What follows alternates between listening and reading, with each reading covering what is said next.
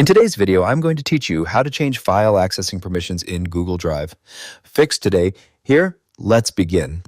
First, go to the Google Drive website and make sure you're already logged into your account. Once your Drive dashboard loads, locate the file or folder that you previously shared with other users.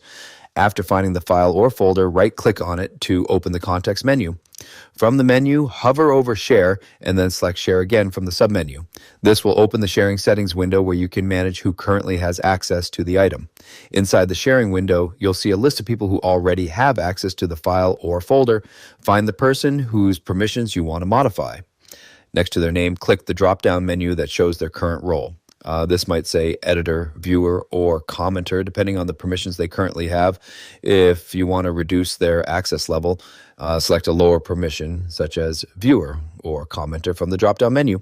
This allows them to either only view the file or leave comments without making direct edits. If you want to remove their access completely, open the same drop-down menu and select Remove Access. This will immediately revoke their ability to open or interact with the file or folder. After making your changes, click Save to apply the updated permissions. To double-check your security settings, look at the General Access section in the same window. Make sure it is set to Restricted so that no one else can access the file without being specifically invited by you. Once everything looks correct, click Done to close the sharing settings window.